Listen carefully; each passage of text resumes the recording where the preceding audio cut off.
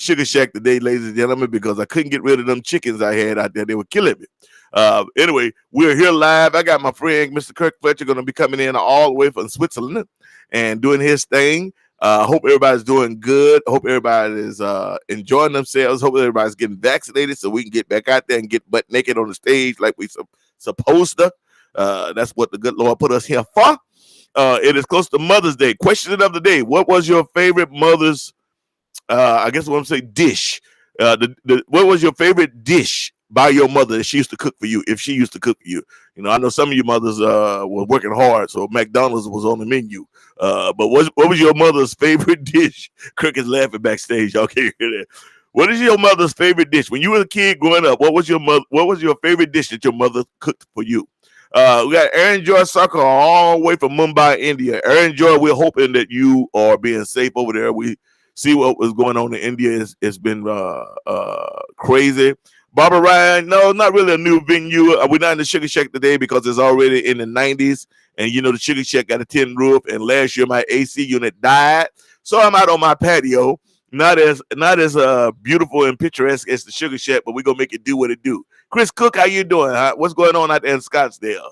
Hope you're doing really, really good. Barbara Ryan, all the way from Cape Cod, Massachusetts, and Aaron Joy, all the way from Mumbai, India. We got people coming in already. Now, Jan Kelly, how you doing? I think, Jan, where you at? You out there in Sacramento, ain't you? I'm sorry. You know I'm country. Y'all say Sacramento. I've been living in California for 30 years, but I still say Sacramento because I grew up in East Texas. Bob Motion from Cape Cod in the house. Bob, what's up? Bob, on a whale watch and blues patrol. Right on, baby. You doing it up. Deb Wozencraft, all the way from Wales. How you doing? Christina Walker from Canada. She says, hey, Sugar Ray, cabbage stew and meatloaf. That was the favorite thing that your mom cooked? Right on. Nisi Blue out from the East Coast. Nisi, how you doing, baby? I'm doing well. Thanks for asking. Aaron Joyce says he's doing well. Thanks for having. Jamila Fikar, hi Sugar Ray, greetings from Rotterdam. Rotterdam in the house. And Jan Kelly says Sacktown works. Right on. We are doing great, everybody. I hope it. Ruth Spicer, hello Sugar Ray from turning in from Spain. That what it say? Wait a minute. Hello Sugar Ray, tuning in from coastal Alabama. Y'all just had a storm down there. Is everybody all right? Everybody doing good? I know there was some tornadoes and such going through that area. I know my drummer works for one of those companies that works on the FEMA that goes in and they do rescues and cleanup for storm areas. They're supposed to be down in that area.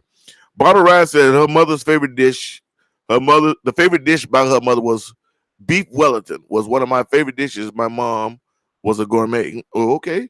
We had 2 kitchens. Same way I like to cook, fancy stuff. Ooh, y'all had 2 kitchens, and most people want 2 bathrooms. But most houses come with 2 living rooms, even though you don't do nothing with the other living room. Now down south, the living room, we didn't call it the living room. You had the living room, and then you had the front room. That one room we called the front room. It wouldn't even, it was just another living room. We call it the front room. That's also the place where down south we didn't used to take people to what do you call them hospitals. You know, if somebody wasn't right in the head, they just be in the living room, in the front room. So, you know, people like, don't go in there, Uncle John in that front room, you know, such and such. That's just the way we did it. It's the change now. Now people put you in a home in a heartbeat. But when I grew up, folks that had problems like that, you know, they stayed with the family. Whole different thing. You know, black culture has really changed. Southern culture has changed a bit, sometimes for the better. But that's the way it is. Deb Wozencraft, my mom was a great cook.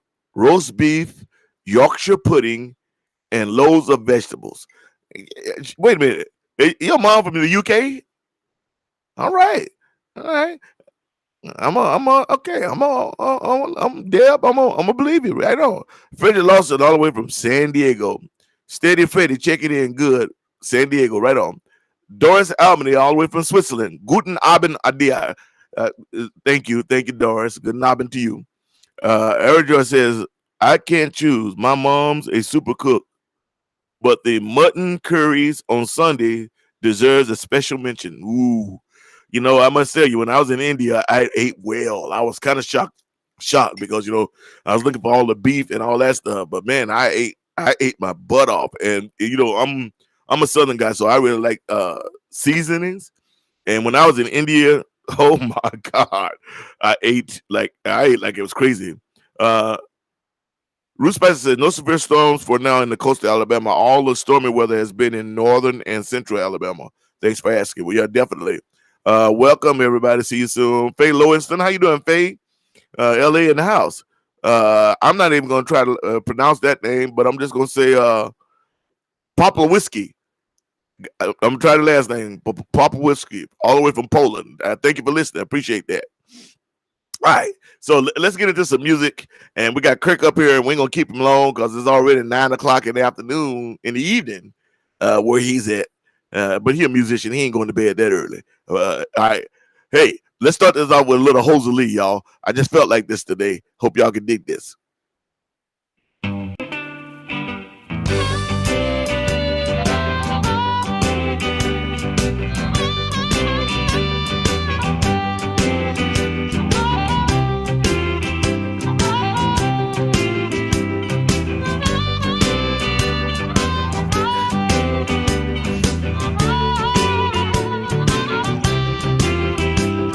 Bonsoir, Monsieur France. D'être venu. Fabricio, d'être venu. You gotta move. Well, wait for you. Oh, you gotta move. Well, wait for you. Rosalie, ladies You and my gentlemen. baby. Love you so. You gotta move. Big Red from Milwaukee, all in the house. George Descanso, how you doing, brother? Hey, shit, nothing like a pork roast. All right. Oh, you gotta move. Thank you, Nisi. Well, Bob Fisher. You're my baby. Love you so. Can't stick around. Well, I'd rather be dead in my grave.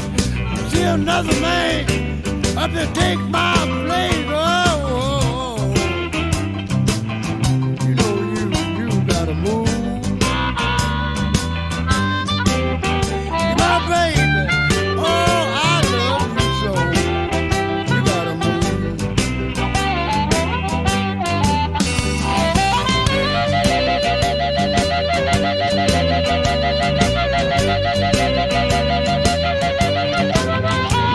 I knew you would say chocolate cake, Bunny Birkin. You know how you and I like our chocolate.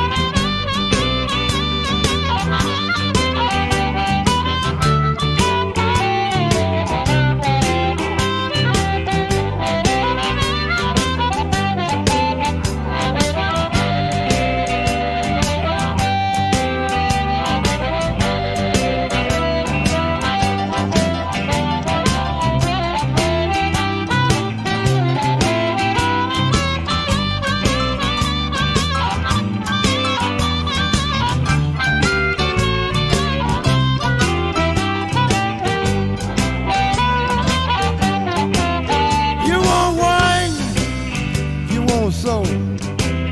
You won't even scrub your nice flow. Oh, you gotta move. Well, All right, on Julie Richardson. Wow, where the hell you find that? You my baby. Love you so. You gotta move.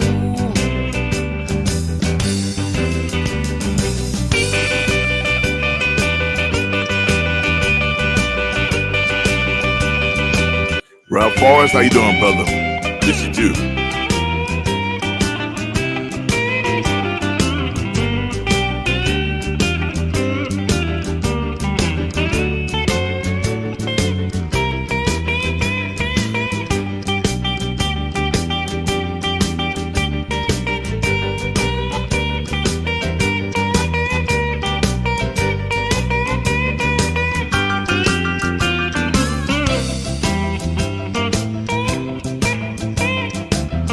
All right, Poplar.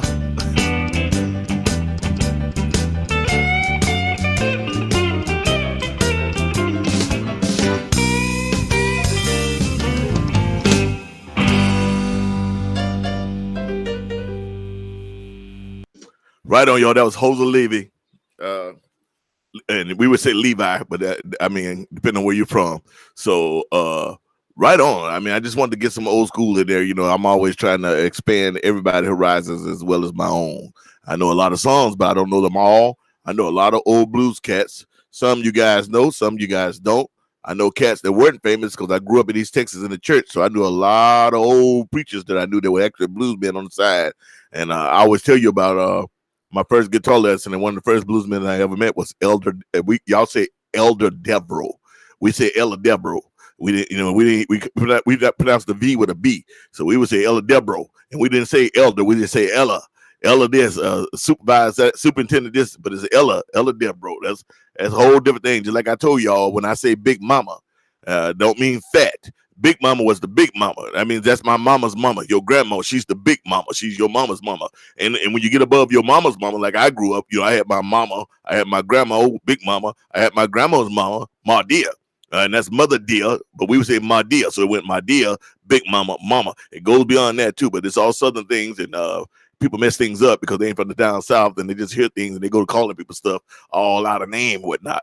Another thing we always did, when you met an older woman, black, white, whatever, but especially at the time when I was growing up, old black woman, we always called her mother out of respect. You open the door like, mother, can I do this for you? Or mother, can I do that for the way she was your mother or not? That's just the way we did it. It's respect. She's mother of the world. And we said mother. So I'm saying all that today to say happy Mother's Day to all the mothers out there in the world. As I said before, I know Mother's Day is not here yet, but I want to give you your props as much and as often as I can, because none of us would be here if it wasn't for y'all. And I wouldn't want to be here if y'all wasn't here. Because if it was just a bunch of hard legs, it'd be way more crime and murder that's going on here now. But that's a whole other story. So we'll talk about that in a minute. Today, the question of the day is, what was your favorite dish that your mother used to cook when you was growing up? What was your favorite dish? Aaron Joy from Mumbai said that what's that? Some real low down stuff, and he enjoyed that Jose Lee, Dimitri. But he was saying that the curry mutton, his mother used to cook curry mutton. Gary Reed Johnson, what the heck? What's going on, man? How you doing? I haven't seen you in forever. You still alive? You ain't in prison nowhere? I'd like to hear that, baby. Ruth Spicer. Great song by Jose Lee. Just added the whole album to my library on Spotify. You can't do any better than that, Ruth. That's old school and done well and no pretenses. I love that. You know, it was, you know, I do a lot of modern stuff, but every once in a while you got to reach back and yank that chain and let them cockroaches and locusts fall out the tree, because that's the good stuff, baby. That's the good stuff. It's kind of like we used to say when Big Mama cooked something really good, even though everything Big Mama cooked was good. You know, like, woo, Big Mama, you put your foot in that one there. Good Lord, you know, that people used to look at you like, what? I'm like, that's a compliment. You tell a woman where I'm from, like, dang, Mama, that cabbage had, you put your foot in that cabbage, or, you know, it's a whole big thing. So we appreciate that very much. Right now, I want to play one by my guest. That good guy is going to be coming up in a little bit. So, you know, he good people and I love him to death. Let me see. I got a few by him. We got some more. Say Charlene Bledsoe. Come on. Miss Charlene, how you doing? You know I love you. From South Los Angeles. Miss Charlene, husband Joe was the trumpet player and a horn section leader for Bobby Bland and a bunch of other people for a long time. And Charlene over in South LA, and good folks, good people. Matter of fact, when I came to California, when I first got here, I did my first blackout party for them. And I had Bobby Bland's band backing me up with the original band. I mean, I love Rod Bland and all those guys, but the original horn section and all those guys were out here in LA, and Joe was that Ed guy. And I know Joe has passed away now. I feel blessed that I had the opportunity to meet them, hang out with them, and Miss Charlene them, that whole crew. Matter of fact, they even introduced me to Kenny Neal back in the day. But that whole crew used to come to every show I ever do anywhere in LA. And so, Miss Charlene, you know I love you, I respect you. Thank you, Mother, and happy Mother's Day. All right. I sound all official today. I don't know what's going on with me. Normally I'm cracking jokes and having a good time. What was it? Nancy Lee, your last name, Kimmy. I'm just calling you Nancy Lee because I do that every time, and I know I'm messing it up. Pucketus. Nobody else. I got two grown men backstage. None of them not even trying to say the last name. They some dirty mothers. So Nancy Lee, happy birthday. Happy birthday to you. Happy birthday to you. Happy birthday, dear Nancy Lee. Happy birthday to you. We're just doing it all. I ain't been singing it for years, a year. So I'm just doing it, putting it out here now. Let's see. I was talking about Kirky. I'm sorry, Mr. Kirk Fletcher. We was talking about Mr. Kirk Fletcher. And you know what? I like this one. I'm gonna put this one up, y'all. Check this out. This is my buddy Kirk. I love this cat. Not just from his playing, just because he good people. And he was good people to me from the first time that I met him. Check him out. Oh dear. Bring it home.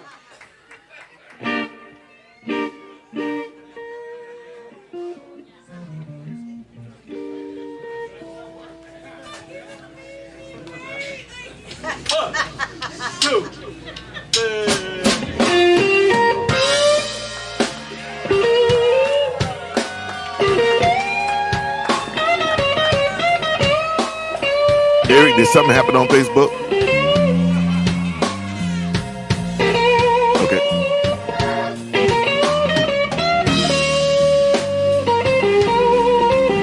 What up, Big Red? Milwaukee in the house.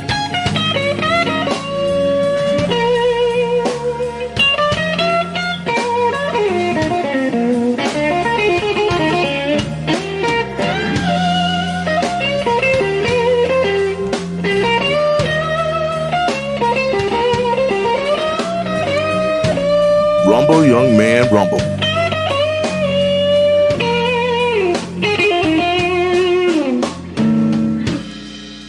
Well, there's something inside of me. And Lord, it just won't let me be.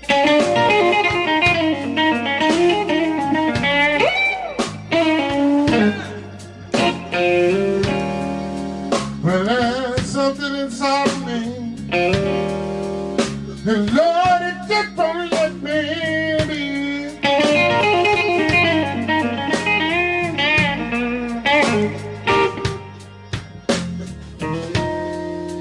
But my baby's gone and left me,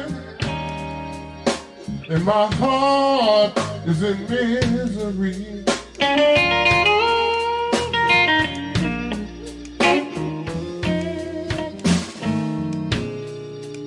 When I woke up early in the morning, in my bedroom all alone,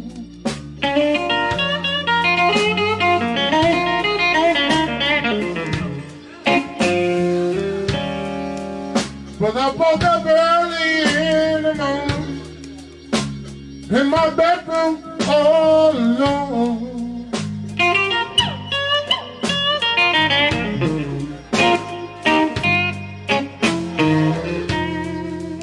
Well, I done lost my baby, and I wonder where can she be?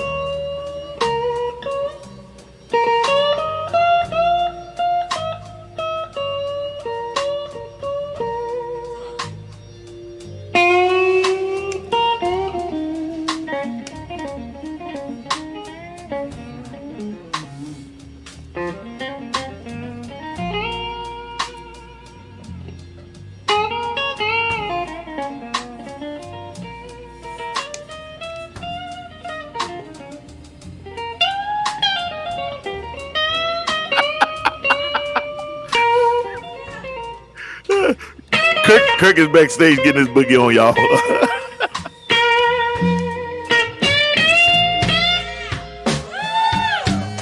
Like I said, it look like some people are having problems on Facebook. You know how Facebook is, but this is going live to YouTube also. So go on over to the YouTube channel if you need to.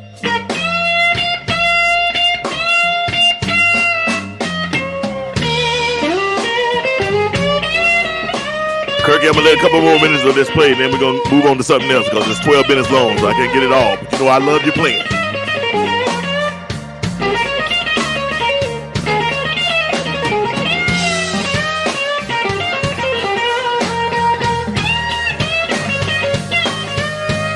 Yeah, you know Facebook, man. This is why we started doing this simulcast on YouTube, so you have options. And as I said, the YouTube is better. It's better video quality, better audio quality. Go over there and check it out. Easy to get to, sugarrayrayford.com. There's a link on the website.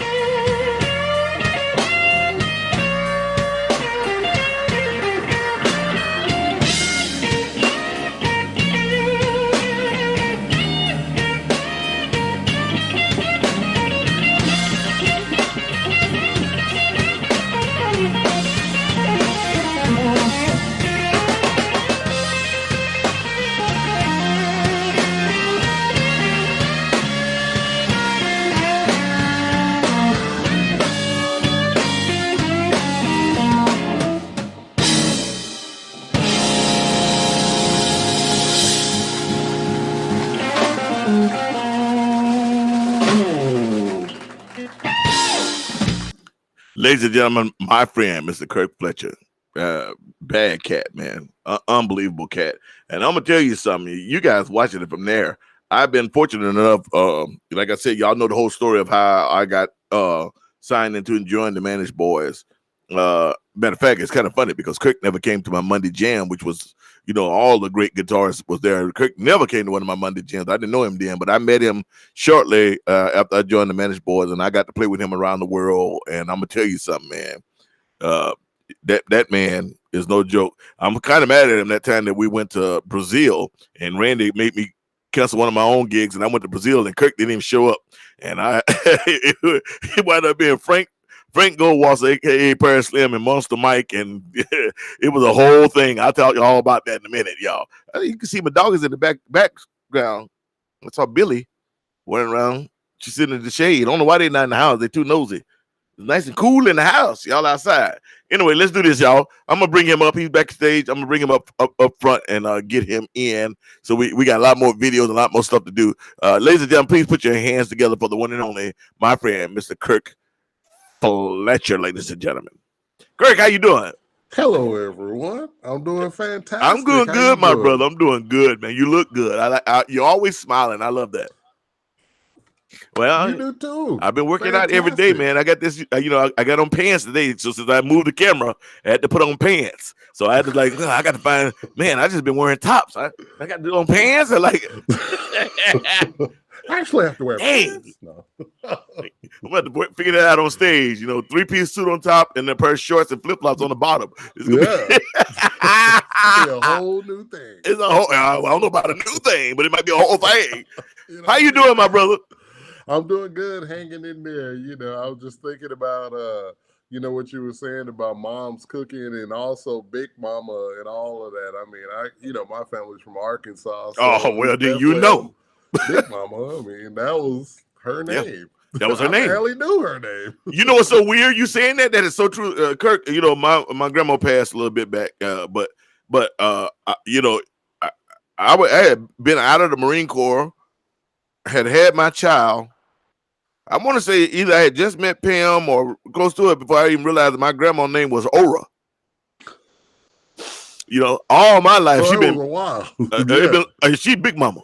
Yeah, Big Mama, and she had a twin sister, Ora and Cloris. So what was really weird, and I mean identical twins, not that like close to like no, like I grew up with my grandmother like since I was 3. Off and on all my life I've lived with her, so I could tell my grandmother apart. But most people could tell my Big Mama from her twin sister. All their friends called them Little and Biggin.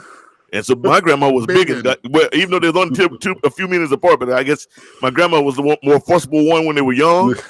So Big Mama was Big Mama always, but my great aunt we call Aunt Lillian. Not and that's another Southern thing. It's not auntie or auntie. It was Aunt Lillian. And when you met someone All who was, kind of go together. they all came go together. They Like go together. we had cousins that were much older than us, but they were cousins. So out of respect, you couldn't just walk up to them. I couldn't just walk up and say Willie Mae, even though we first cousins. Get the teeth slapped out your mouth. So it was come Willie Mae, come Julie Mae, Aunt Thelma, Con. That's what Southern things, man. They figure stuff out, work stuff out. Ain't had to be. So when did your folks? If you don't, when did your folks come from Arkansas to California? I was the only one born in California. Both of my older brothers were born in Arkansas, Pine Bluff, Arkansas. So everybody was born. I've been through Pine Bluff, bro. Oh man, I've driven through there. Hey, no, I'm from about the woods. Hey, I'm from Tyler, Texas.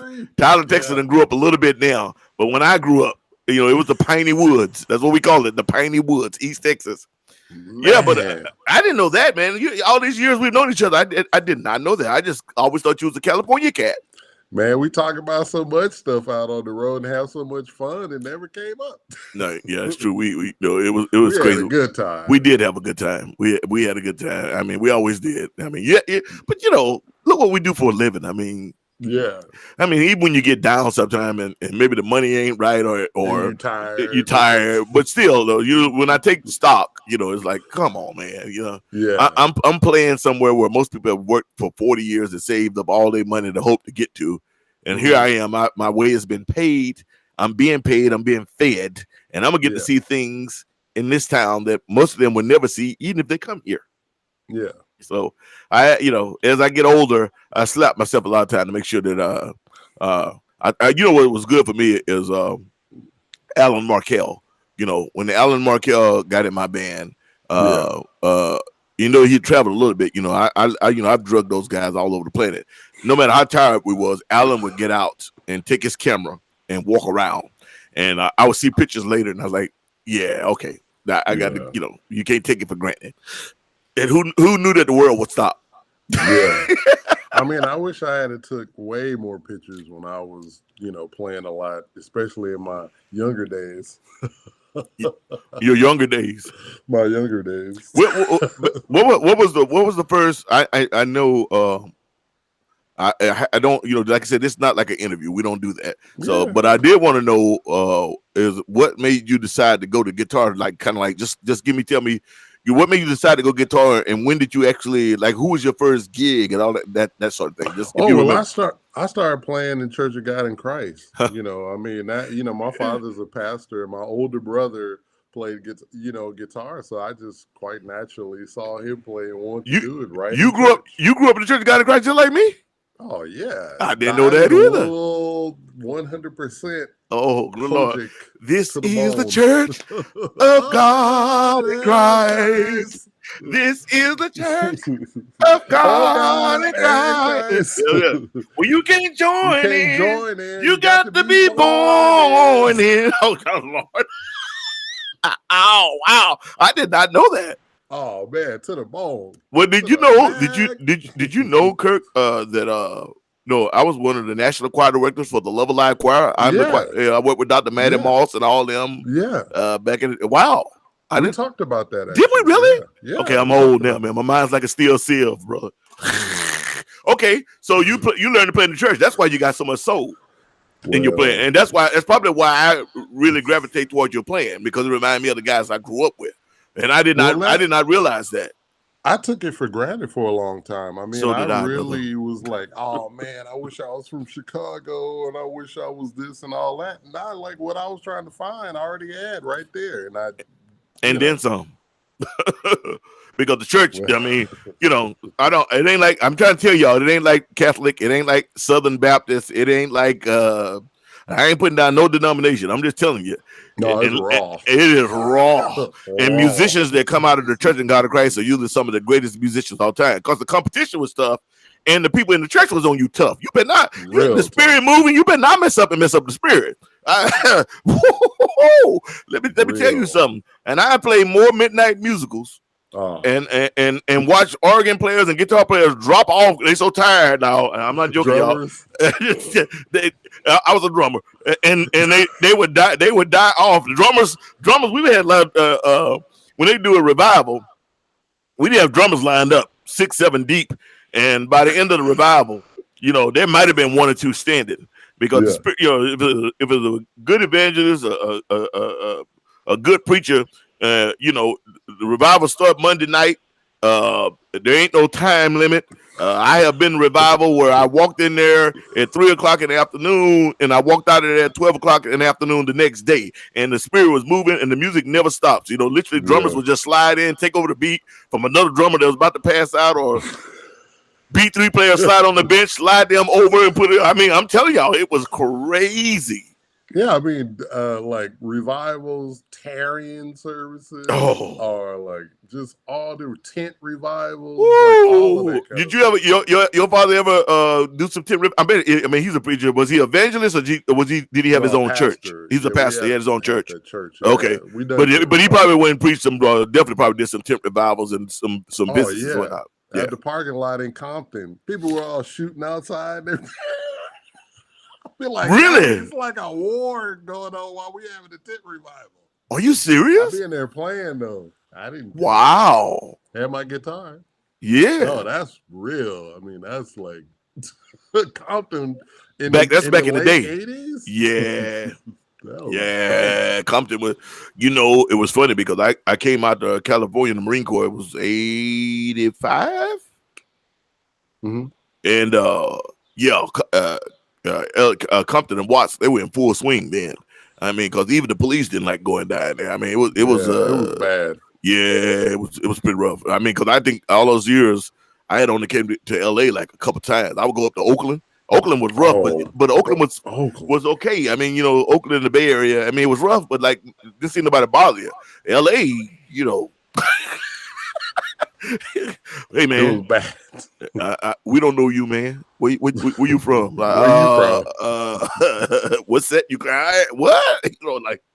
And then I made the mistake. I was dating a girl. I used to date this girl Kelly over in the hood. I can't think of the name of the street, but if I told you, you know where it was. And yeah, the things that a girl can get a man to do. Ain't that a song? It should be. I bet you some country guy wrote that one already. The things that love will make you do. Oh, that is a song, Bobby Bland. I intend to take your place. That line is in there. Yeah. Is it really? Yeah. I'm a Bobby Bland guy. I love Bobby to me does not get the respect that that's why with my band I play a lot of that. Even though I got my own stuff, I play a lot of that stuff and a lot of little Milton stuff because it's like a lot of bands are afraid to play that stuff, and I'm just like, man, this is blues. This is soul blues. This is I mean this is where it's at. And Bobby Bland, man, I tell people all the time. People always ask me. I said my favorite song is from him. There's a lot of them, but I really love "I Wouldn't Treat a Dog." Something about that song. Oh, I should have YouTubed that one. That song, man, it moves me, brother. Man, it moves me. I got it on my phone. That's like my ringtone. When I was up, you was always around. He says, but when I need you the most, you couldn't be found. Oh, I got a home where my heart used to lay. I wouldn't treat a dog, no, the way you treated me. Woo! Yeah, but not just the words, but the groove of the song, the whole just. It's phrasing too. His phrasing. Like back. You got the I mean, he be coming in like right before the door slam for next week. Yeah. I can't imagine if you was a drummer in that band, like, I can only put this lick so far back, man. Bobby don't care. You gotta find him. No, I think his band realized, we just play. And let Bobby move around in the melody where he was, because that was his phrasing, which is what Okay, so you okay? Good. I didn't know you was Church of God in Christ. Oh yeah. I knew your father was a pastor, but I know he was Oh yeah. a holiness pastor. From the Holy Ghost Oh Church. yeah. So that's a whole nother thing. Oh yeah. Whole nother thing. All right, cool. Yeah. So you have a new album out, I think, too, right? Yeah. 2020. My blues pathway is a lot of fun to do. Play some blues and stuff like that, and had my friends on there. And we had a good time. Recorded a record, and I'm happy about it. It all started. The whole concept of the record started by doing King Biscuit Blues Festival in 2019, I think it was, the King Biscuit.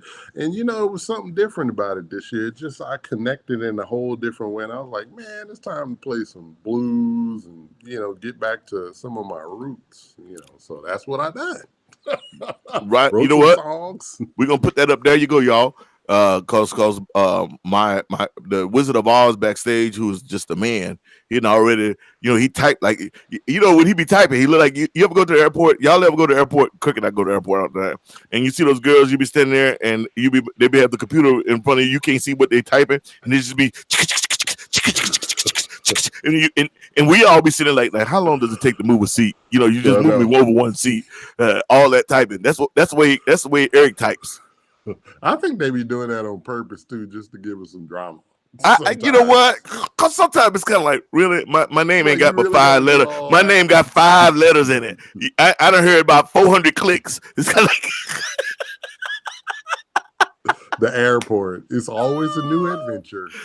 And y'all know my adventure. Everybody here should know my adventures at the airport. It's like I don't think I ever took a flight as much as I flew. As much as I fly, I don't think I ever took a flight that wasn't a problem. There was always a problem. I mean, kind of something weird. I just learned to roll with it. I didn't even get upset no more. I just knew that when I got to the airport, there's gonna be a problem. People are like, man, why you going to the airport 4 hours ahead of time? Because I'm Sugar Ray, and there's gonna be a problem. And so I'm gonna go get me some breakfast and coffee, and then when I walk up there, I'm ready for when the problem happens. And problem. Some people say, well, you forecasted the problem. I'm like, no. Didn't matter how cheery I was, how angry I was, there always seemed to have been a problem. Oh, we're sorry, sir. Your flight has been overbooked. Like when you took my money 6 months ago, well, we can get you on another flight the next day. I said, you understand? That means I got to fly 12 hours, get off the plane, walk right to the stage, play, take a shower, and get back on the plane. But you're not gonna reimburse me. You don't care, okay? And then I get there, you lost my luggage. which us real touring guys, you learn to bring an extra outfit in your backpack. Yep. Just in case. Just in case. Pair of drawers, pair of pants, or something you can wear on the stage. Just in case. Just in case. I done a whole tour and they lost my luggage. I was borrowing guitars and clothes with the T-Birds, man. Oh. Yeah, that's right. You was with the Fabulous Thunderbirds. Well, it happens all the time, though, Kirk. You know that. You actually let them. Yeah, no, me either. Back to that again. I can't believe you guys actually let them. Did you guys actually check your guitars? I mean, most of the time I try not to, but now I'm starting to get a little bit lazy. If it's something more than just a couple days, then I'll maybe check it. But we'll see. This is still new. Yeah. Well, you have you probably have a Frankenstein or something that you can take with you that you're not too worried about being destroyed. Is that the case? Yeah, I mean, I'm kind of like one of those guys that like a Cadillac car. I kind of like the Cadillac guitar thing. I don't know. I'm just weird like that. But you're checking it? Well, in the right case, maybe. We'll see. Okay. I just got depressed all of a sudden. I'm sorry. I'm so sorry. We were talking about Bobby Bland. And I'm so sorry. I know. The worst part. Okay, King Biscuit. You got to play the King Biscuit Festival, man. That's been on my bucket list. I've never been invited. You gotta play. I've never been invited. I have never been invited. We gotta try and figure that out. I kept thinking, well, maybe it's because some of the stuff I'm doing now is kind of modernized, but I've never gotten any love from the King Biscuit. It's on my bucket list. I was going to play the Chicago Blues Festival before the the pandemic, and that was on my bucket list. And I was gonna play 2 nights. One night with my band on the main stage, and one night with Paulie and those guys on the main stage. I was looking forward to that. We're doing a tribute for Wee Willie. Oh, cool! Yeah. Wow. We were gonna do, because they had he had just finished an album. With those guys, and so we Terrio Dobby and a few other people with Paulie and those guys, we were gonna do a tribute on the main stage to Wee Willie Walker. So, but I was looking forward to King Biscuit, man. So tell me, what is that like? Oh, King Biscuit is just the vibe and a half. I mean, out of all of the different festivals, which I love pretty much any blues festival, but that one just, I guess it's because it's in Arkansas. Yeah, that's home for you. Family's from. Yeah, it is a vibe, Okay. And the festival is I don't know if it's free, but it's something like that. The vibe and the chill of just being there is just real cool. I don't know. I've always had a really good time there in general. Yeah. It's not too far from Memphis either, too. So it's just kind of in the Clarksdale and all that. So you really can turn it into like this vibey, cool thing. Yeah. Oh, that's right. I've almost forgot. Miss Charlene, they from Joe Camel and all those guys. They all from Arkansas. Yeah, I didn't realize that. I need to go visit my family. I was gonna try and go back and visit my family and bring my daughter and stuff like that, but Yeah. I don't even need to bring it up. How did, okay, we'll leave that go. I'm gonna say how they doing down there, but never mind. We let that go.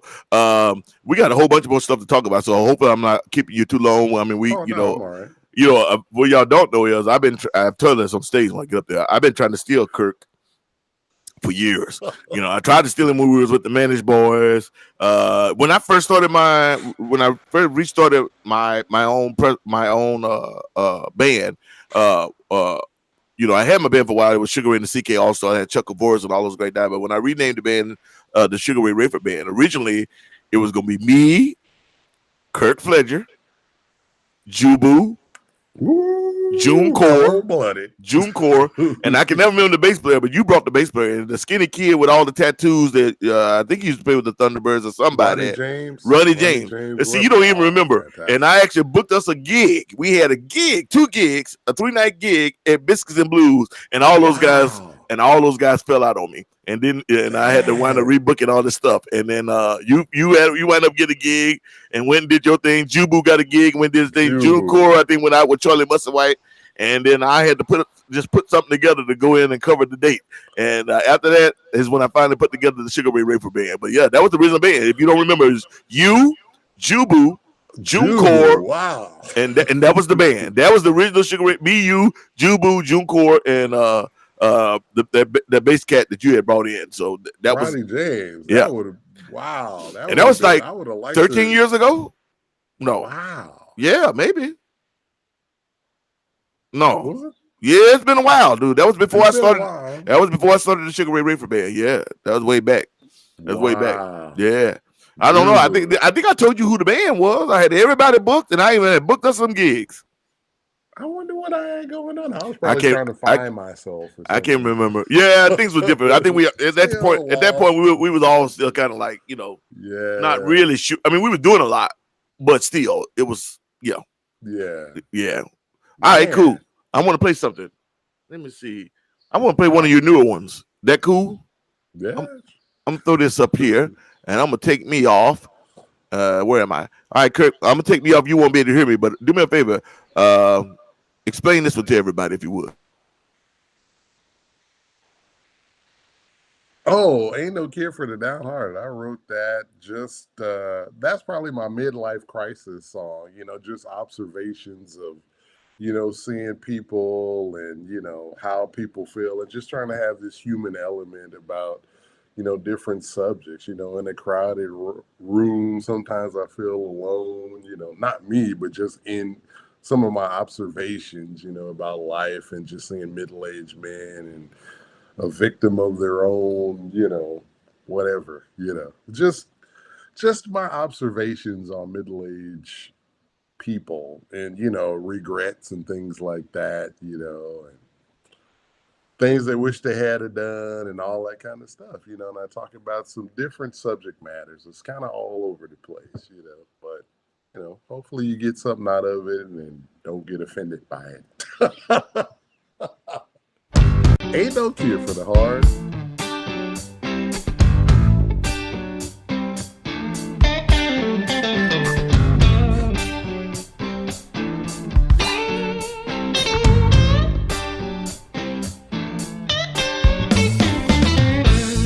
In a crowded room, I'm somehow all alone.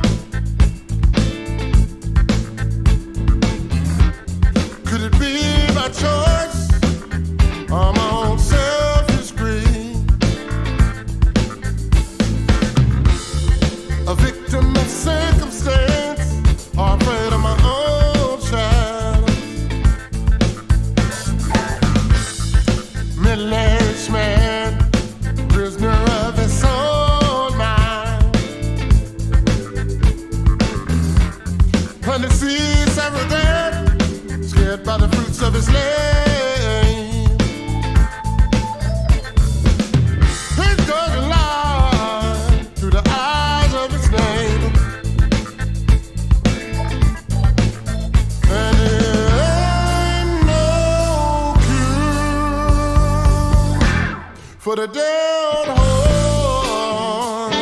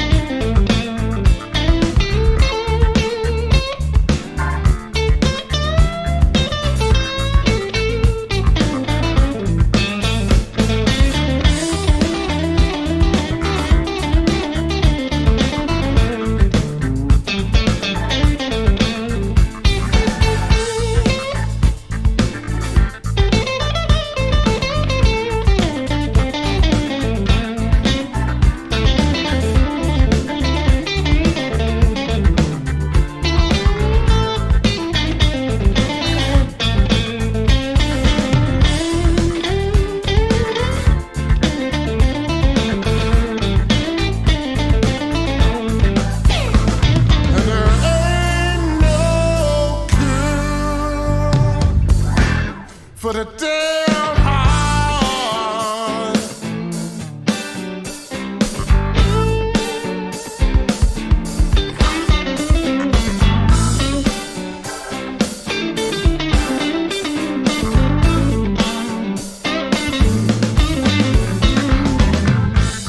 It was a great man once said he had a dream.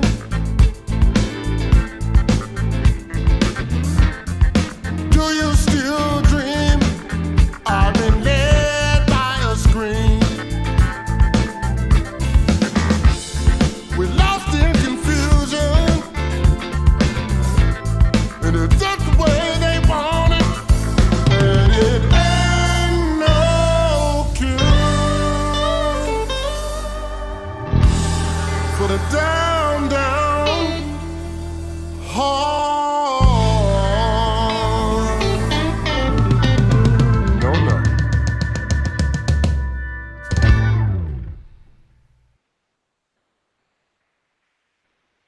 Wow, Cricket, I dug that, man. That was really cool, man.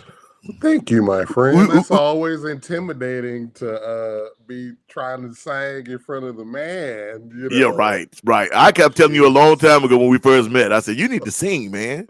You need to sing. Man. Because when I met you, you No. wasn't singing. And I kept Well, saying, see, now you need to would- sing.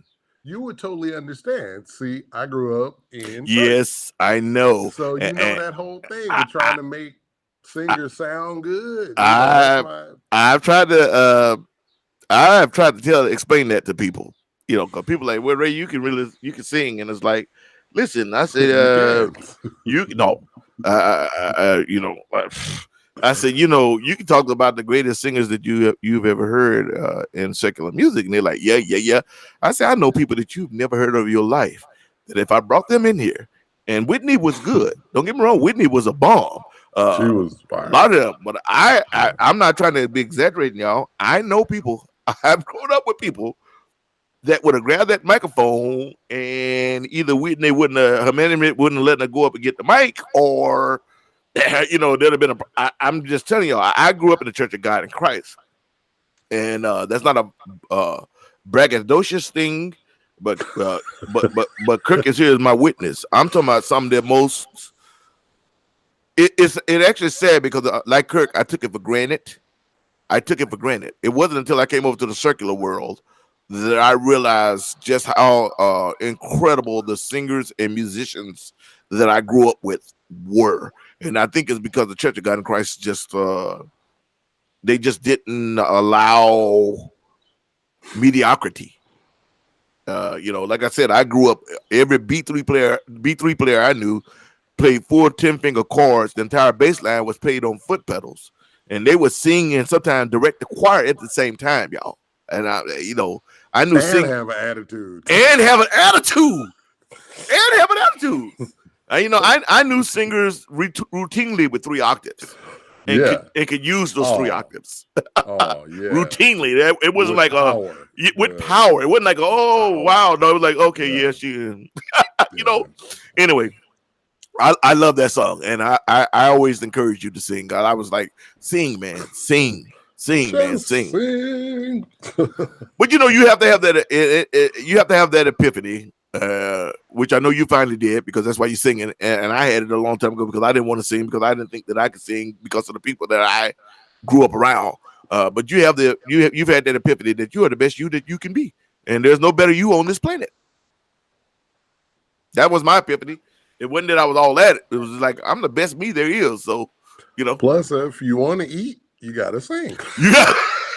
Because you can't depend on nobody. Oh, good Lord! No, you can't. That's true though.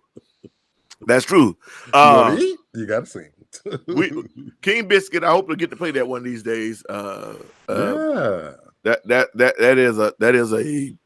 is a pretty cool one in Arkansas. It'll happen. I believe it. That'll definitely I mean, because they super cool down there. It ain't like weird. Yeah, that's because you're a homeboy. But still, though, I mean, they're like it's cool. Yeah, I gotta look into this. Alan Markell in the house, all the way from Portland. What's happening? Him and Lisa Mann. How you doing, Alan? Yeah. Pam King, sing for your supper. Your supper. You got to eat more than once a day, baby. Hopefully, you have to sing for more than supper. You got to sing for longevity. Yeah. Right on. Don't mess around and try and start writing songs too. Oh. What's your process? Can you feel like talking about it? Oh, for writing songs? Yeah. Oh yeah, like I it's a work in progress for one, because I never thought I was good enough to really write a song. So it was late. I started late, but then I started figuring out, man, I can say kind of what I want to say if I write, and I just got to put this in the song. So that's a product of that song. I was like, man, I want to talk about this stuff. I want to get this stuff off my chest. And then it's like a lot of times I'll be in the airport or on a plane or something like that, and I'll get this idea, or I'll, be talking to a friend or something like that and start to think. And I remember the cats that used to write songs that I would see when I was just playing guitar and not writing songs. I would see that they would be like, yeah, and what else, Kirk? And, and they'd be like making songs out of this stuff, out of conversation, which is what it is. Yeah, especially for the stuff we like, you think about somebody like Bobby Rush, some of those songs, I just die laughing because it's so funny and it's so good. You'll get there. You'll get there. You have to think about Bobby been doing this. Bobby and I played together the last time. Was the last time we played together? It was we were both on the bill. He was headlining. I was opening for him in New York at the night before the BB King's there closed down. So they brought us in. Yeah. And so he and I had sat down and had a long conversation. He was like, yeah, Sugar, I've done like 100 albums. So I'm like, 100 albums? God. You probably did. I think I met him later. I met him later somewhere up in Minnesota, Duluth, and the number had changed. But he done a whole lot. He done a whole bunch of them. And so when you written that many songs, it seems like it's a natural progression that he goes to. Then you're kind of free that you can do funny stuff, or you can do double entendre. I think it's a progression to get there. I think that he'll sing about a lot of stuff that I wouldn't sing about. That I'm like, why he said that. I can't believe he said that, but it sure is funny. Yeah, because he can get away Johnny with it. Guitar Watson too. Bow Well, Johnny Wow. just didn't care. Killing. Johnny Bow just didn't Wow. care. He didn't care. I was in the bologna section. I like the Yeah. bologna section. He was in the bologna section, and you know exactly what he's I talking know about. exactly what he was talking about. Because people don't remember there used to be a bologna section at the grocery store. There was a section there that was like a bunch of different bolognas. Whatever. Well, anyway, yeah, I think those guys were just different cats, man. I mean, of course, though, not to be braggadocious today, but we're those cats now. So we kind of have a little bit of you are. Well, you too, brother. Talk about you all over the place, man. Every time I look around, you somewhere big. I saw some video with you at Red No, Rocks. I'm just big in the room. Yeah, until I come in the room. Yeah, I'm way bigger than you, bro. You looking slim and all that good stuff. As a matter of fact, last time we were together, I was like, okay, I gotta get back in shape. I'm like, I'm like two Kirks. I'm two Kirks. It's like you standing next to me. I was like, you can even see you if I move to the left. I was like, that's a damn shame. I'm working on it though. I'm working every day, mile and a half every day. I'm lifting every day and I'm eating right. So I'm working on it. I'm working on it. Good food is, it's good. And then when I come to LA, then I give me some catfish and all that kind Where of you getting stuff. catfish in LA? Huh? Where you getting catfish at in LA? My daughter told me about this place called Whitehurst or something in Inglewood. So we go there and eat daddy-daughter time. I'm gonna have to check that out. Whitehurst. Fried catfish? Yeah. Oh yeah. Good fried catfish, obviously. Yeah. She know all of the good spots. So, man, I'm gonna partake a few times. Well, catfish ain't 20 times. Catfish ain't that bad for you, but it was fried. So, hey, matter of fact, the question of the day was, what was your favorite dish that your mom used to cook for you back in the day? Oh man, I mean, my mom, God rest her soul. I mean, I had so many dishes that she made.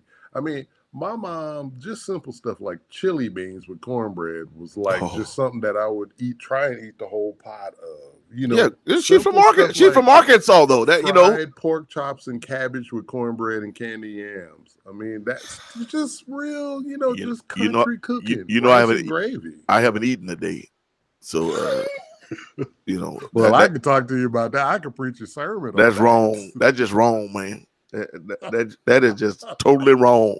It's been a long time. The last good fried pork chop sandwich I had, I was in Mississippi. With a little hot sauce on it. Oh yeah, brother.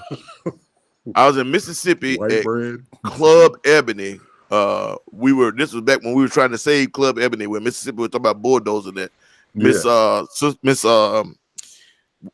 name is escaping me now. I mean, I even signed her book, because she'd been there forever. She's got she had a big book like this of all the entertainers from the 40s that had come through there and lived, because she had a hotel there too, and it was like one of the few places if you was black during that time. It was in the Green Book you could stay. Matter of fact, Albert King grew up 3 houses or used to live 3 houses down from there.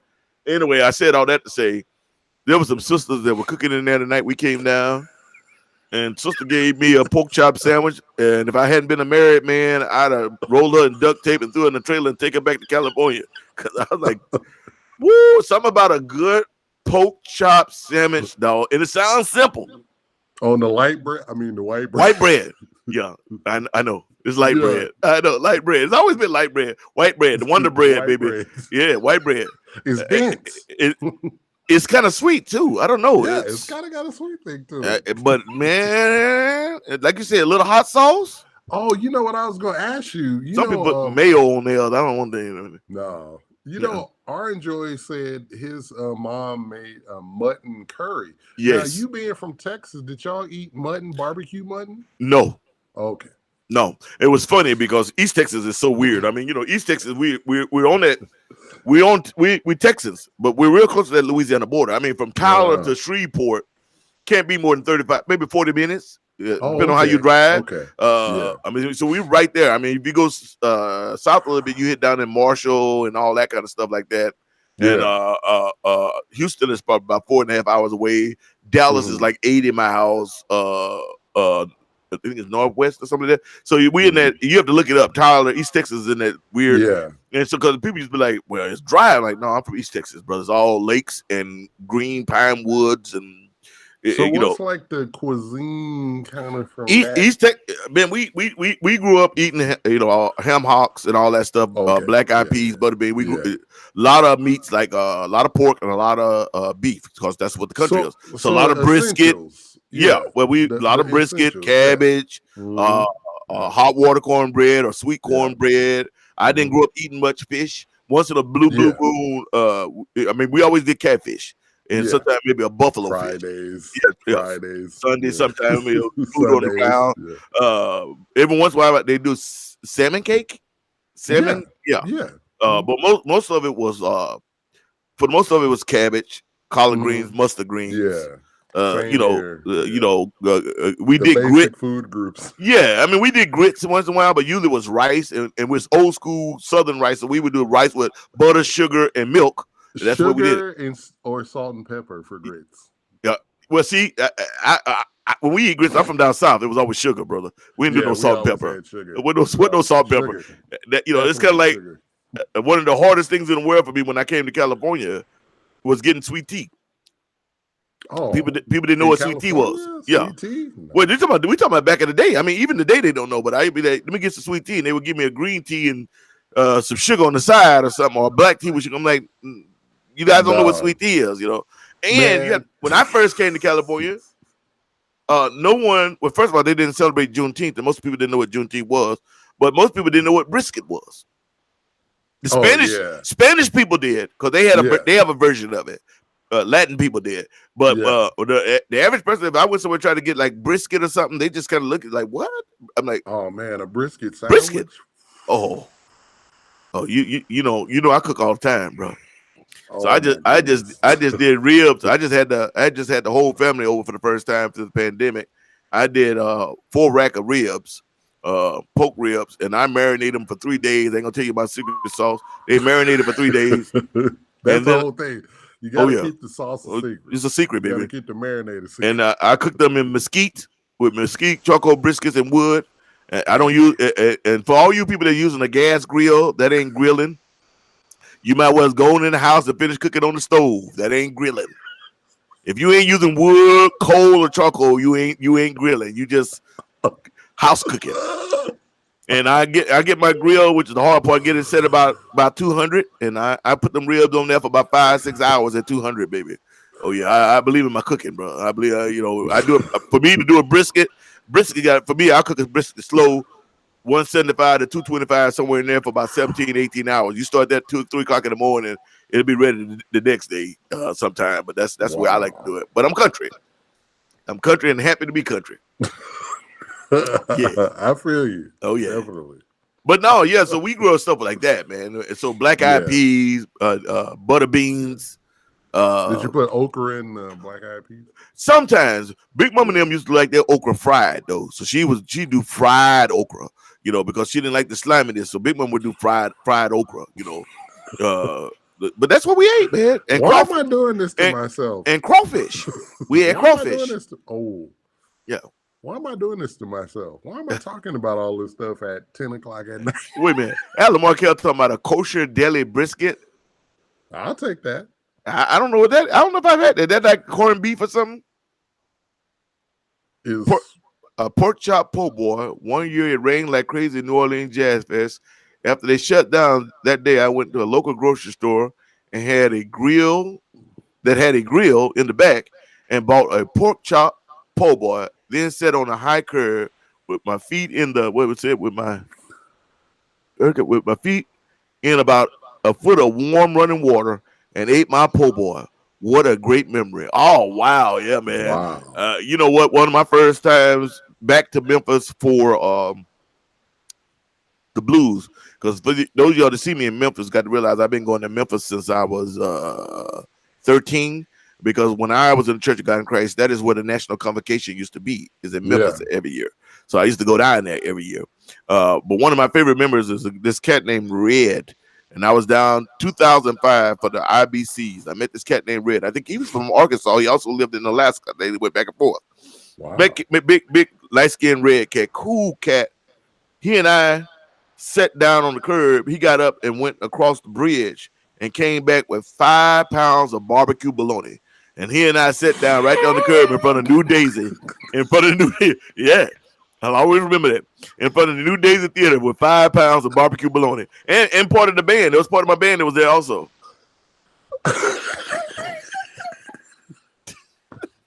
You laugh at 5 pounds. Sitting on the street corner. Sitting on the curb in front of the New Daisy Theater. We're eating with our hands, Kirk. We didn't have no utensils.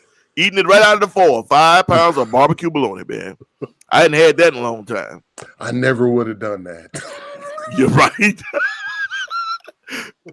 Kirk, wait a minute. So people are asking. Aaron enjoys a cool cat, man. He's yeah. You know him? Yeah. Okay, cool. Absolutely. I met him when I was over there with Charlie and Charlie Muswhite and Beth Hart. Those guys, really cool cat. He was saying, he said, "Do you cook?" And then Pam King said, "Kirk, we love to see you cooking." What y'all want to see me cook? You know, I'm pescatarian though. I don't eat meat anymore. Oh, that's why you lost all that weight. You look good too. Well, thank you, but having this conversation though, I might reconsider. It's been a few years now. But... Now, wait a minute. You said you was a what again? A pescatarian, so I only eat fish. Okay, well, you know, it's actually good, but you just got to be careful not to eat too much fish with the mercury nowadays. Well, I don't eat fish at home. I pretty much just eat, just pasta and all that kind of stuff, but dairy definitely and stuff, okay. But yeah, I cook. Right on. I can cook beef brisket pretty good sandwich, sliced wafer thin. Drake said Cantor's Deli version was good, so good you didn't need teeth. Well, that used to be the slogan at the barbecue places in the hood. You don't really need teeth to eat this beef. Don't need teeth to eat this beef. All right. Well, if a brisket is really done right and cooked slow enough, literally you should have a problem getting it on your fork because it should just be like literally just falling apart. Which is one of the reasons why, like when you in East Texas, most of the time brisket is a pulled brisket because it's been cooked and it's so tender that it's hard to get it in slices because it just falls apart. And they just take a big handful of it and slap it down on the bun there or something. Like, here you go. I mean, you can get it sliced. I mean, if you do it real lean, you can cut it where it's good and sliced. But wow, I like my brisket where it's just falling apart. If it's falling apart, then I know I did it right. Yeah, that's the thing about the steaks too. A lot of people all over the world talk about steaks, and for me, I've had steaks a lot of different places, but still, I like the Midwest tender steak. I like it tender. I don't like it where I need a knife, chainsaw to slice my steak. I'm sorry, guys. I'm sorry. Well, tender. What are you? Are you a medium? You a medium rare? What are you at? Where you at? Well, when I did eat meat, I was medium well. That's about far as I can. That's about far as I can go, brother. Is either well done? Or medium well. I'm sorry, y'all. I'm from East Texas. I grew up eating my beef. I like my food cooked. Now, my brother used to be like, just pull the horns off of it and slap it with a house shoe. No, I don't want all that blood on my plate. I came to eat cooked food. I've had Pam and I used to go to the Morton's. Once a blue because Pam don't really eat meat either.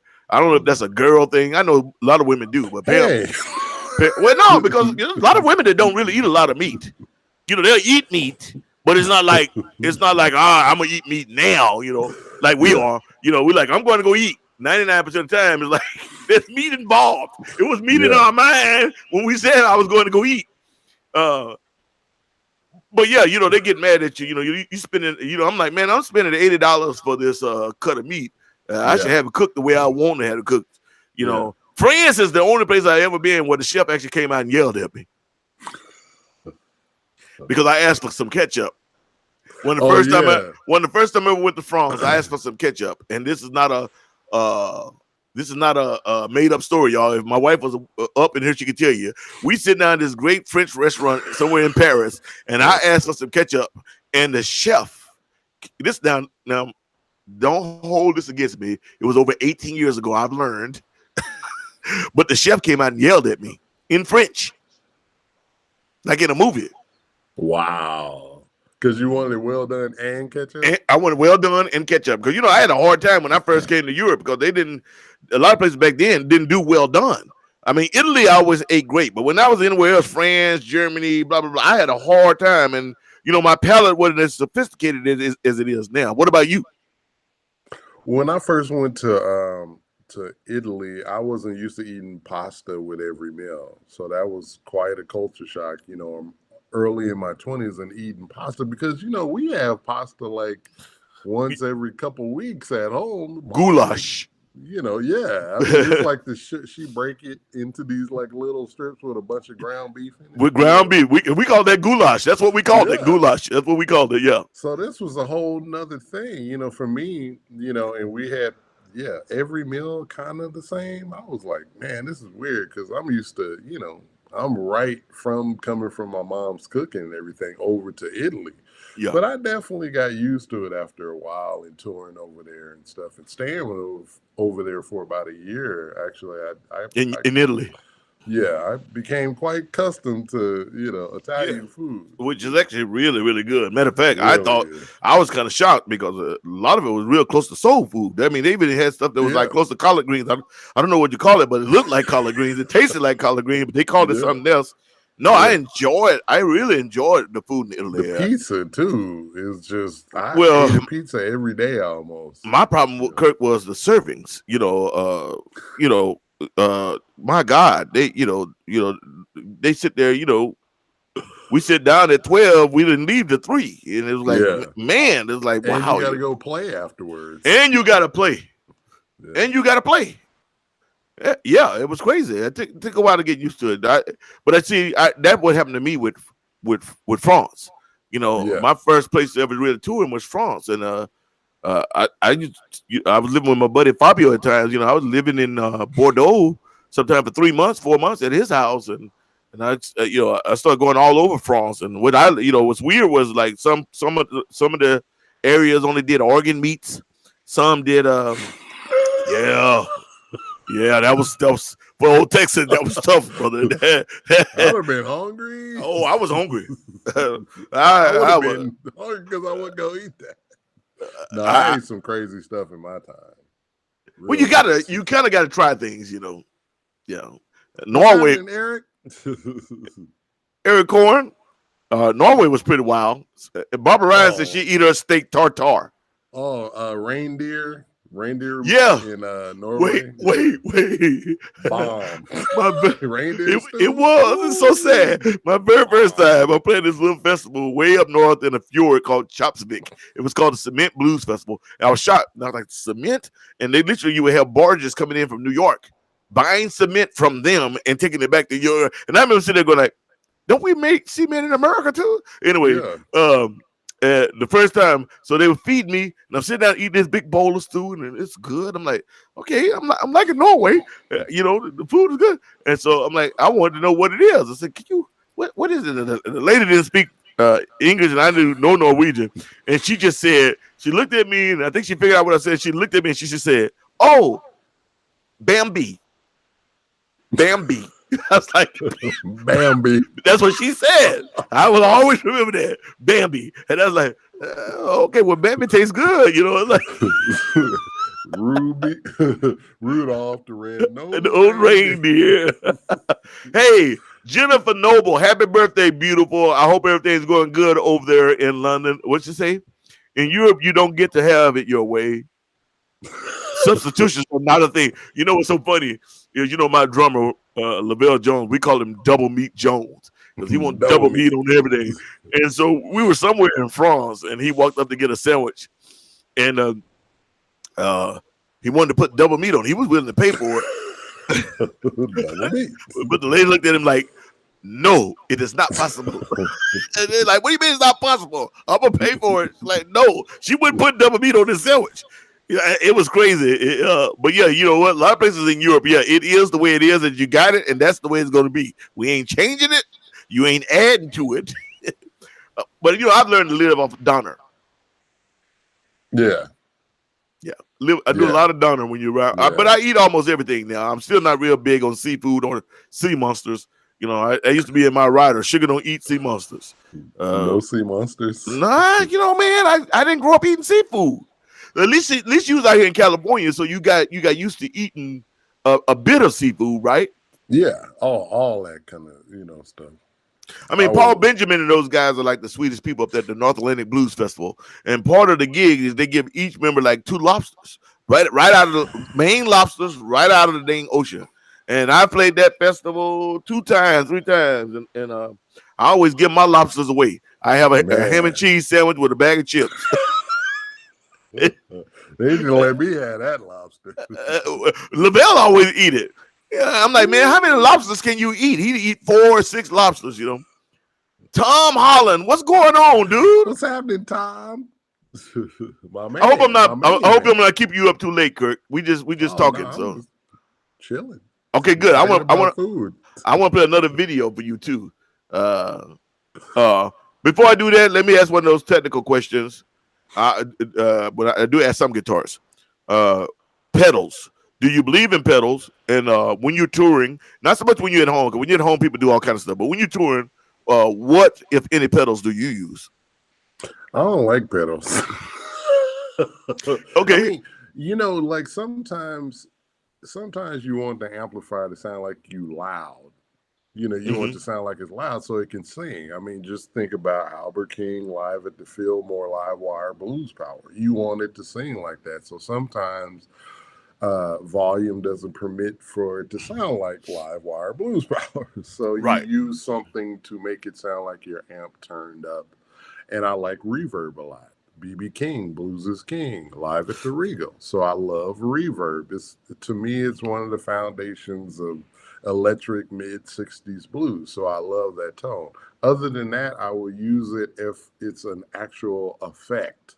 If I'm going for like a funky like phaser, or if I need a little wah wah like Wah Wah Watson, or I need to accompany somebody with an effect or a delay, they're modern or something, that's cool, fine, no problem.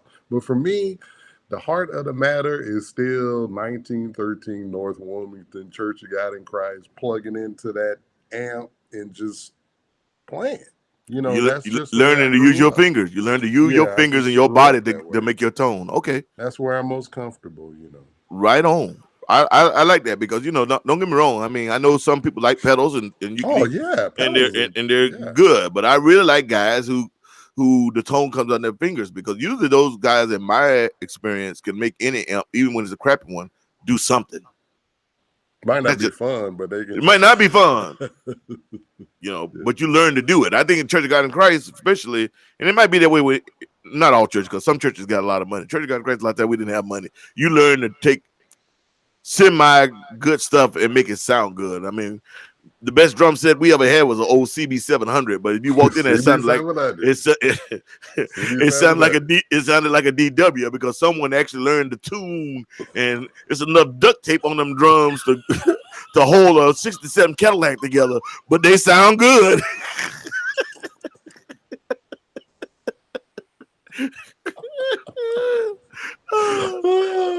But they sound good. Okay. All right. One more technical question. Sure. String. CB700. You CB700. String thickness. Oh, for the guitar guys. Most of the time, I use a standard Ernie Ball regular slinkies. 10 through 46. So nothing out of the ordinary. Fender heavy picks, kind of 10 through 46 gauge strings. Nothing, crazy there. Is that like a normal size? Yeah, it's just a normal. Going in the guitar store and they got that.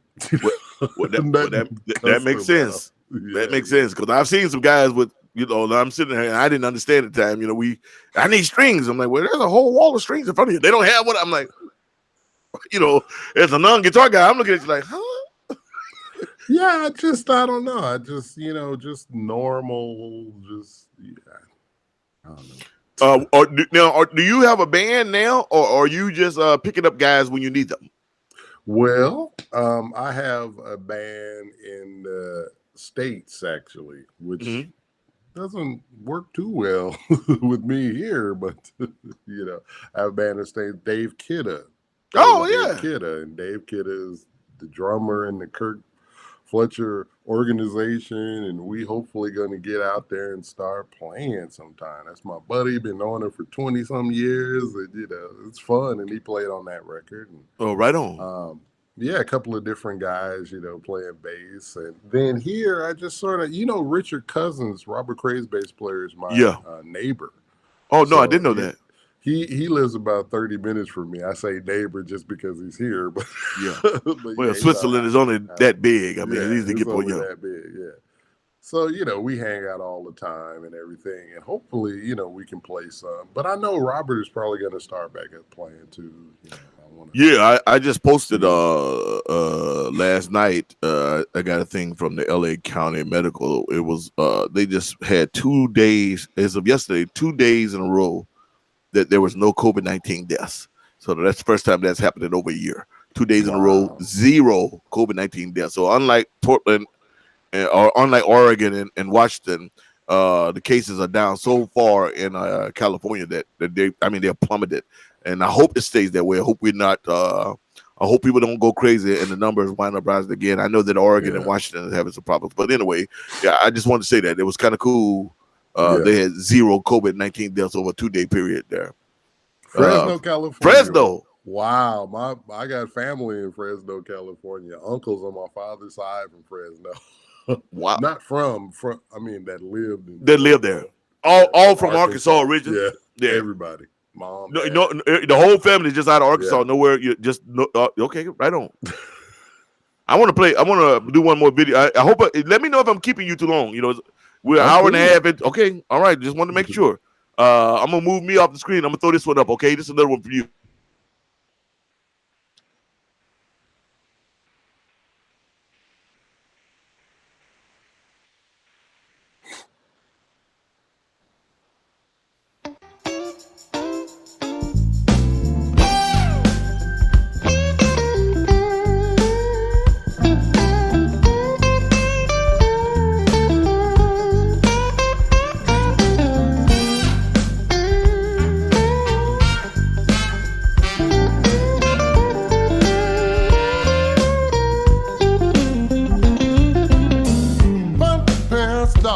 Is another man's game.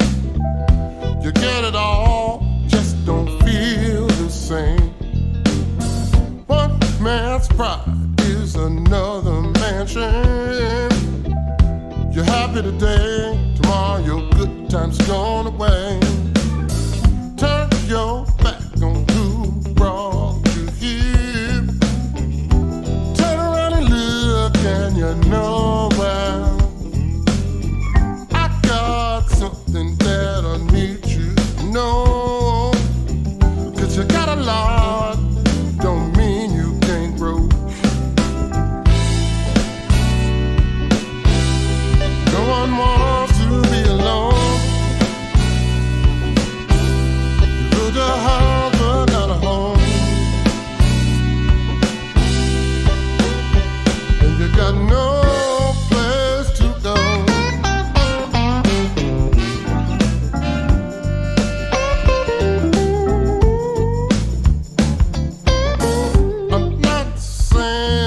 I stayed too long. It's time for me to sing my own song. I just had to change the station. I had to find my own salvation. No one wants to be alone. You build a house but not a home. You got no place to go. You got no place to go.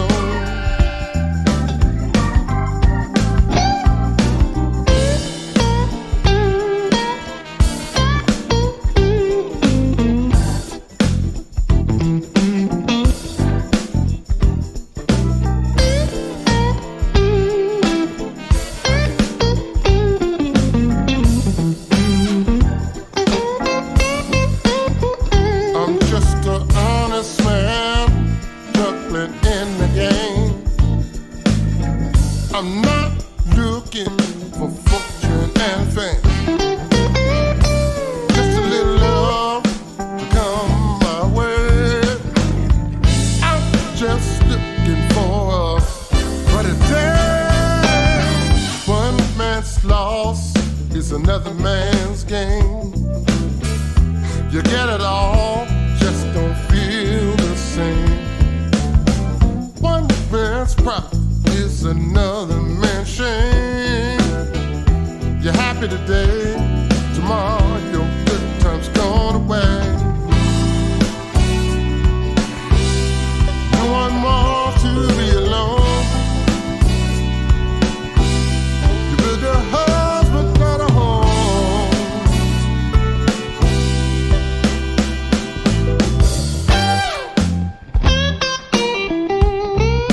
No, no place to go.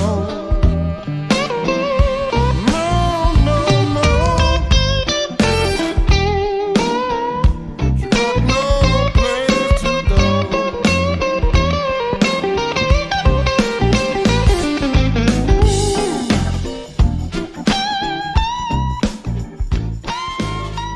Ladies and gentlemen, Mr. Kirk Eli Fletcher.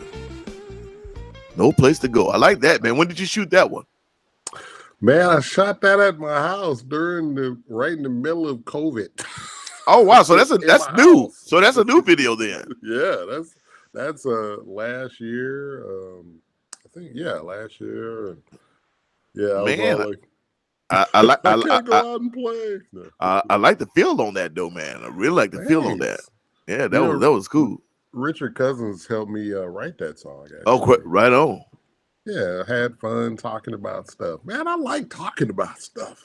Well, that's what it's supposed to be about. I'm starting to get into this songwriting thing. It's kind of fun. It's a lot of fun. It's a lot of. I've always told people that when people have interviewed me and they ask me what song, like now I'm doing something totally different. Yeah. I'm with the new record deals and all that, and they got writers. They Eric got so now my job has been trying to even though I tell them I'm one of those people that I don't believe in singing anything that hasn't really happened to me. I don't like to lie through singing. It's got to be something that's real to me. But the new challenge for me is emoting it and connecting with songs that I didn't write but that was kind of written for me, because I've written all my own stuff for years and years. But you learn as you start to go up in this business that yes, you're good songwriters, but there's just some people who can do it even better. And I've tried that, see how that goes. But I still believe that no one writes for me better than me, because no one knows my stories like I know my stories. And no one knows my soul like I know my soul. So I'm glad to see that you're out writing. I'm glad to see that you're out singing. And now figure it out. You have a piece of immortality, is what I always said. That's going to be here forever. Yeah. When you gone, your kids is like, yo, here's your grandpa. You're chilling. Chilling. I did a whole section on that too. Depending on where you're from, chilling, cheering children. I can tell where you're from, but what you talk about now. Texas, Louisiana, Arkansas, Oklahoma, parts of Kansas. We say chilling. Who's chilling is these? Chilling. Then you get down to Mississippi and parts of Georgia and Florida. Not Florida, but Florida. Cheering. It's who's cheering. Cheering. That's right. See, See, I talk to this to other people. They have no idea what I be talking about. And then you get to California. Whose children are these? It's a little bit like so. That's why there's an old hooker song, and people who are not from the South have mislabeled what he was saying. Boogie chilling, and they don't. Yeah. And most people hear it, but they don't understand what he's saying. He's trying to say. He's to break it down layman term for all those that have been listening to blues for years and years. Didn't understand. He was saying, "Get down, children. Get down, children. Boogie chilling." He was saying, "Boogie children, children boogie." That's just a Southern way of saying children. We didn't say children. We say chilling. And then when it was pure, who's chillins? They would have an S on it there. Whose chillins is these? I hear in my yard. Not I hear, but I hear in my ear. Anyway, I don't have time to give you guys a whole country speak lesson, but yeah. Oh. Kirk, it has been a blast I know it's 10, 11 o'clock where you are out there in Switzerland. God bless you. So I hope you wasn't bored. It's been a And pleasure. It's been an absolute pleasure. I hope you wasn't bored. And like I said, this No, little not show at is not all. like others. It's just friends having conversations. And Yeah, we talked about food for most of the time. ain't nothing wrong with food. I might be hungry. I haven't eaten today. So before we go, I want to make sure you have a website. Mm-hmm. Okay, I'm gonna put that up. KirkFletcherBand.com. Can you say it one more time? KirkFletcherBand.com. And then my Instagram is Kirk Fletcher Music. This is how quick Eric types. Wow. And he was actually done before you. He was actually done before you said it the second time. It took me a second to get to the button. God dang. What's it? I don't. Yeah, right. You don't understand that language. You understand that language, Miss Charlene. Tom Holland. I got to get you on the show. Hey, this is Sugar Ray Raver. We're live at the back porch. It's not the Sugar Shack today. It is the Sugar Shack in the spirit, but we on my back porch or back poach. I just had the screen in. I'm talking to my man Kirk Fletcher. Kirk, some quick ones. How long were you with the Fabulous Thunderbirds? I was with the Fabulous Thunderbirds from 2004 to 2007, and before that, I was with Charlie Musselwhite, my buddy. I didn't know you played with. I knew you played with Charlie, but I didn't know you was part of the band. Yeah, a couple years with Charlie from 2002 to 2004, something like that. It was a lot of fun. Yeah. Wow, Miss Charlene, I am so country. Ain't nothing wrong with that, Miss Charlene. Ain't nothing wrong with being country. That's why I'm gonna wait till you cooking and I'm climbing in through the kitchen window. You ain't gonna see me. She's gonna just steal all your black eyed peas, all your hot water cornbread. He ain't gonna knock. You just come in. I'm just coming in. You know, it's country. The screen door unlocked anyway. Did you ever play with Rob Piazza and those guys? Were you ever in that band? I done a tour. I done a summer tour with Rob Piazza. Yeah, okay. Filling in for my buddy Henry Carvajal. Yeah, that was fun too. Oh, right on. And then I saw recently, well, I don't know how recent it was, but I saw that you like I said, when Red Rocks, one of the ones I think it was on the books before the COVID hit.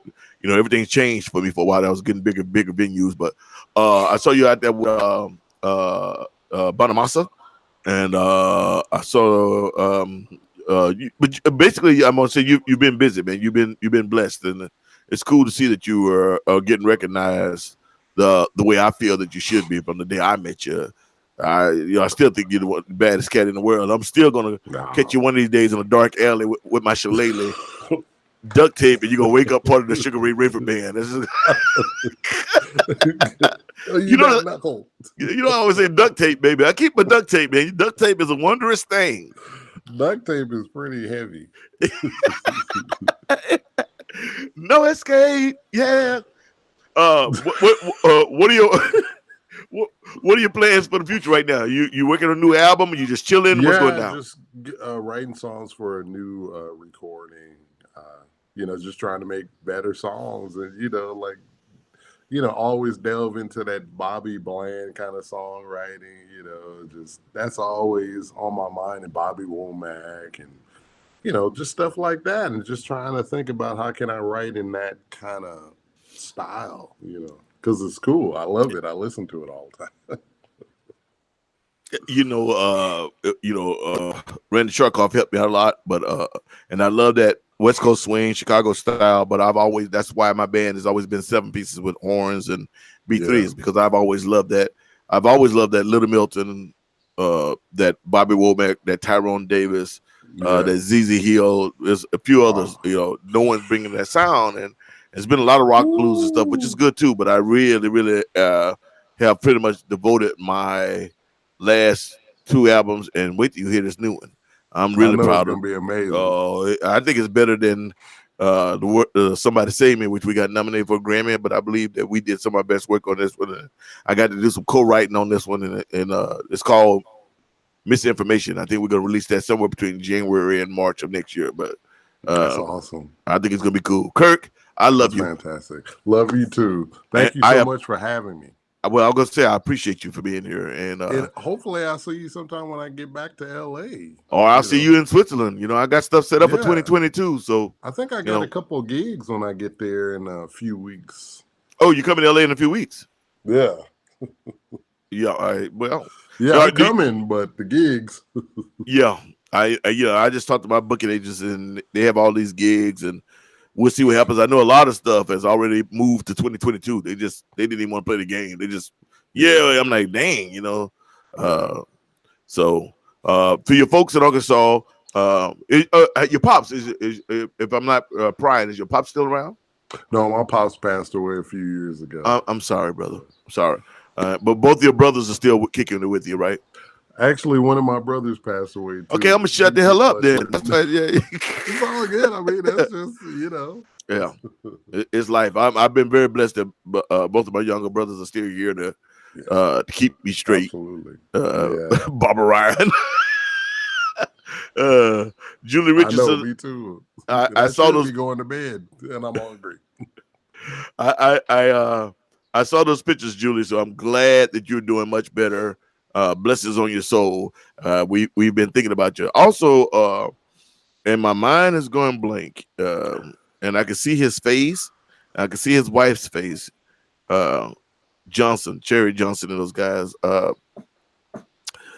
Anyway, I know that he's been going through out there in Oregon. He's been going through it, and we want to pray for him and make sure that everyone's thinking about him. And I'm gonna remember the name, and I'm gonna put it up a little bit later. I can see his face as long as I know so many people. It's hard to remember everything. But today has been my guest is Kirk Fletcher, world-renowned guitarist, all around just good people, and love him to death. Wishing him the best. And he's got a new album out, and he's working on a new one right now. And the question of the day today was, what was your favorite dish that your mom used to cook? So, Greg Johnson, thank you, Julie Richardson. Greg Johnson, y'all, we want you guys to keep your thoughts, your prayers, if you pray, wishing good karma, sunshine karma toward Greg Johnson. He's been going through it, and I really appreciate that. We want you guys to keep him in your prayers, him and Cherry. I can remember Cherry. I couldn't think of Greg to save my life, but I'm going to leave you with this. Kirk, if you hear, I'd like to see you, man. We were trying to have our first rehearsal. I was trying to I have a new guitar player that we're going to be using, and we were trying to have our first rehearsals next week. But it's crazy, man. You don't know what the heck is going to happen. So yeah, every day is literally just like one day at a time, and trying to see what's going to stick and what isn't going to stick. So. Yeah, I like playing with this thing. This is cool. Yeah, absolutely. All right, y'all. We'll leave you with this one. I'm Sugar. All right. I holla. I holla.